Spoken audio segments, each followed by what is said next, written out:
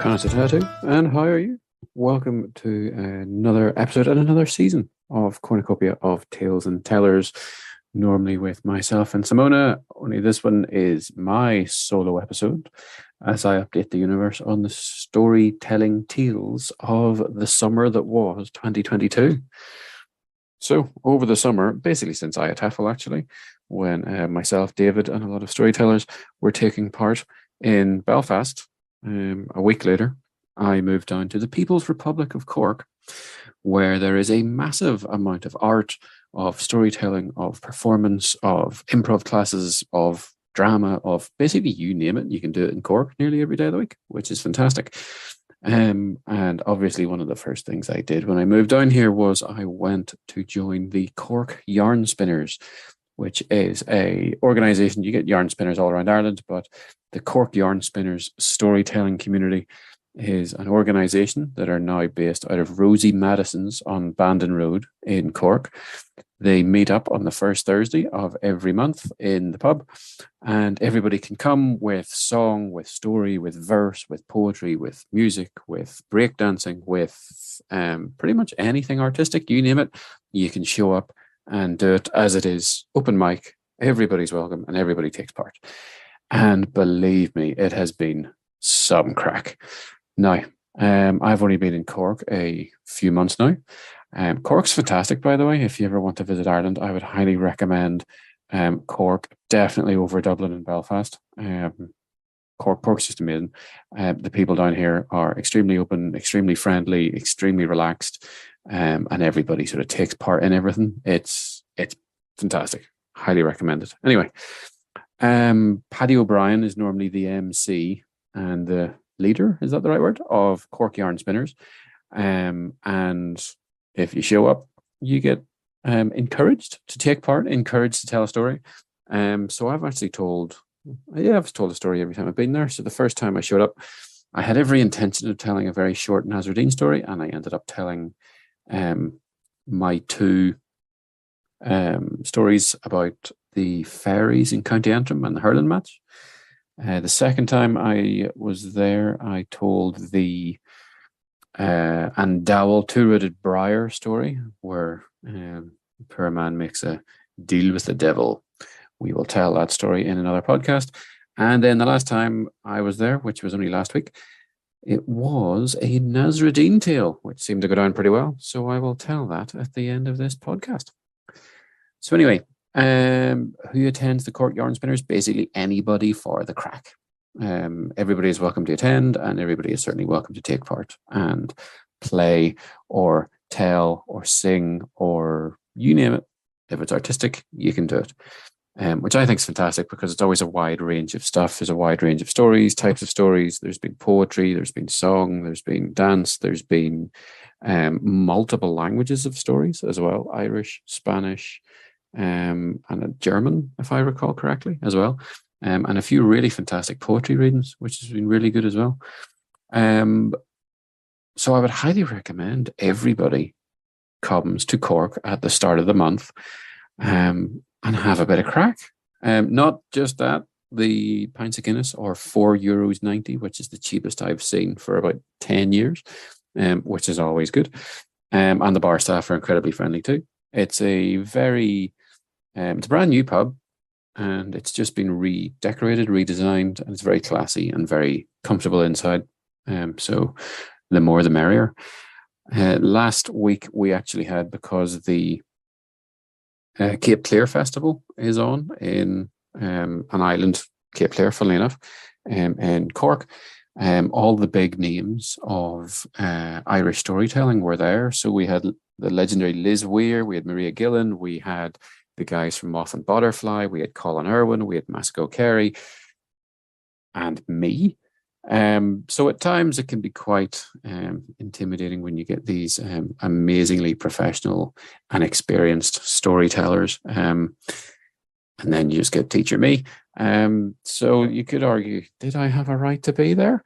But anyway, no, the guys who are there are 1,000 times better than I will ever be, but it is fantastic to sort of finally meet all these people in the flesh, and not just see them on Zoom. And it's just really nice to talked to, a lot of big names in Irish storytelling and beyond. Everybody there not only has a story, but they've certainly very interesting life stories as well. And you get a lot of good laughs. You get a lot of good laughs. And as we say up north, the crack is most definitely 90. But what I want to do as well is tell you a little bit about the absolute, and I mean the absolute, highlight of what went on. So it must have been the June edition of the Cork Yarn Spinners. So that was back when I told a fairy story quite early on in the night. That was a lot of fun. It seemed to go down well enough. Although my later stories have probably went down better, I think would be fair to say.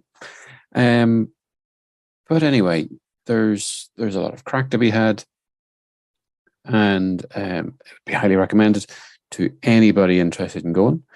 But the first time I went, there was something more than special happened, I think it would be fair to say.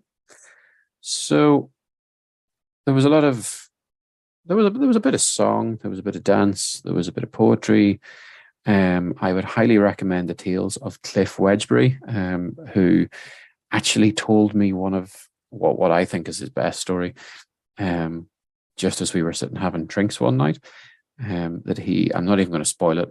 Let's just say he encountered the English Queen, but not as you would imagine it, and one of the British Prime Ministers pretty much in the same day through complete accident, without really meaning to, which makes the story even more entertaining. And I would highly recommend his music and the one-liner jokes that he comes off with, which usually has everybody in tears just before he plays a song, whether it be ukulele or otherwise. I'm going to talk about one of the absolute highlights, probably the highlight so far of the entire Cork Yarn Spinners event. Was the first night I was there. There was maybe 20 Irish people and then maybe 20 more Spanish, American, Italian, and Dutch from memory who were also in attendance. And after I told and a few other people told, there was a fella, Jim, who got up and he went to sing. And he got one line into a song and thought, no, I'll sing something else. And what he did was he sang Grace. Now, I'm not going to introduce Grace. I'm not going to talk about the song. What I'm actually going to do is I am going to put into this podcast a little bit of the Dubliners introducing the song and why the Dubliners are introducing the song, because it's a very powerful Irish song. I think it's best explained here by the Dubliners. I'll let them do it, and then I'll tell you what happened afterwards. It's a song called Grace, and whereas most of us know the song, most of us would be familiar with the song, not everybody knows who Grace was, or even that she was a real person at all. So with your indulgence, I'll just explain a little bit about the song before I sing it. Grace was a woman called Grace Gifford. And Grace Gifford was the childhood sweetheart, and for a very short time the wife of a man called Joseph Mary Plunkett. Now, Joseph Mary Plunkett was a poet and a patriot. He was the youngest of the signatories of the proclamation in 1916. And as one of the signatories, of course, he was sentenced to death, along with the other rebels. And he was shot in Kilmainham jail here in Dublin on the 4th of May 1916 in the early hours of the morning. And a couple of hours before he was shot, Grace Gifford and a priest were brought into Kilmainham, and in the little chapel inside there, Joseph Plunkett and Grace got married. They were allowed about 15 minutes together under supervision after the ceremony, and that was all. That 15 minutes was all the married life they had together. That was it. If you ever visit Kilmainham jail, which is something I highly recommend, everybody does at least once, there's a little plaque to the right of the altar as you look at it, commemorating this wedding. And even though she was so young when all this happened, Grace never remarried And she died in 1969, living with two other old ladies in Ranelagh in Dublin. That's how close we are to that bit of history. So that's the meaning of the song. What actually happened was this completely unplanned moment. So when he sang the song, immediately, all the Irish people, none of us had looked at each other. None of us, like I'm new there. Nobody knew me, and I didn't know anybody there. None of us made eye contact, nothing. But all in unison, we sang the chorus each time. It was an experience that I've never had, and probably never will again, of just this emotion. And there wasn't a dry eye in the house. I mean, by the second chorus, I was gone. There was no way I was able to, finish the rest of the choruses of the song, because I was, bawling like a child at this point. I know there was someone in the crowd, I think they were American, sitting at the bar, who might have recorded it on their phone. I would love to find out who that was, and if they still have the recording, and if they would be willing to share it. Although I wouldn't sort of wish to see myself bawling in tears at the song, but it was just an experience and a moment that I've never, no one had ever planned for it, but it just happened. And it was phenomenal, absolutely phenomenal. There's really no words to describe what that was like. It was just funny how, like, the 20 Irish people in the room all sang at the same time without planning, and we all just took part. It was amazing. I highly recommend you look up the song Grace on YouTube. You've just heard the Dubliners give the introduction to it. Extremely, extremely powerful. So anyway, that was the highlight. And there are indeed, because there are some very well-known famous faces that do appear at Cork Yarn Spinners to share tales and stories, and most definitely laughs. There has been amazing crack at it. And one of the stories that I told, which seemed to go down well, is one that, if you're familiar with Nasruddin, you would know well. So I'm going to tell it now. Some time ago, Nasruddin was having a great big party at his house. Now, with great big parties, obviously, you need a great big pot to cook a great big meal for the great big party and the great number of people who were going to be there. So Nasruddin took a walk down to his neighbour's house and knocked on the door. "Hi neighbour, do you mind if I borrow your great big pot? Because I'm having a great big party with a great many people and I need to cook a great big meal." The neighbour says, "No problem. Here's the pot. There you go. Bring it back in a couple of days, clean it, dry it, and give me it back." Nasruddin says, "Thank you very much." And he went on his way with the pot. Nasruddin had the party, he cooked a meal, and headed back to the neighbour's house a couple of days later. "Hello, neighbour. Thank you very much for lending me this pot. Very grateful." "Thank you." The neighbour goes, "Thank you very much. Nice and clean it." "Wait, what's this?" Sorry, you've given me two pots here. I only lent you the one pot. There's a pot inside the big pot.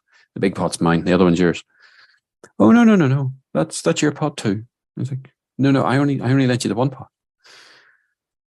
Nasruddin goes, "Yes, you lent me the big pot, but I cooked with it. I cleaned it. I left it overnight in the kitchen to dry out. And by the morning, it had had a child." "It what?" "It had had a child. It had had a baby pot. It was a mummy pot, and now you have a baby pot with it." "A pot? Give birth?" "It did, yeah." "You telling me an inanimate object give birth to another inanimate object?" Yes, it did." "Right, okay. Free kitchen utensils for me. Well, thank you, Nasruddin. I'll see you again." Nasruddin walked on his way and went home. A couple of months later, Nasruddin was having another great big party for another great many people, and he needed to cook a great big meal. He went down to the neighbour's house. "Neighbour, do you mind if I borrow that big pot again? I'm having another great big party for a great many people, and I need to cook a great big meal." The neighbour was thinking to himself this time, I am going to kit out my entire kitchen with this idiot. Of course, Nasruddin, of course you can take the pot. Bring it back in a few days, and I'll see you then. Nasruddin says, thank you very much, and heads on his merry way. Again, he has a great big party with a great many people and a great big meal. But the neighbour is sitting at home. It's been a few days. Nasruddin hasn't appeared. A week passes by. No one's knocked on his door. There's no one here, and there's no pot. 2 weeks pass by. 3 weeks pass by. Nasruddin hasn't appeared. The neighbour's very angry at this stage. Storms down to Nasruddin's house, knocks on the door. Oi, you, where's my pot? I lent it to you 3 weeks ago. Oh, that, yeah, sorry about that. I couldn't bring it down. Why not? Well, I had the great big party with a great big meal with a great many people, and I cleaned the pot. I left it overnight. I came back the next morning, and it died. Excuse me? It died? Yeah, the pot died. It has went to the great kitchen cupboard in the sky. What do you mean the pot died? Nasruddin, it's an inanimate object. Inanimate objects didn't die because they were never alive. Can I have my pot back, please? No, there isn't a pot to give back. It is dead. Nasruddin, do you think I'm stupid? Do you think I'm some form of idiot here? Neighbour, think of it this way. You did believe me when I said your pot had given birth to a smaller pot. You can surely believe me now that your pot has died. The circle of life. Thank you very much. Garamil Mahakat.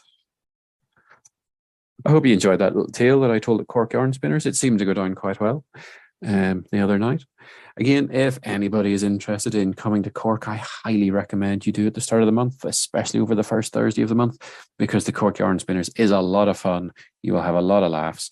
It is great crack, and you will see some very, very, very talented people, plus me, for the very small fee of only €5 donations. So I highly recommend it.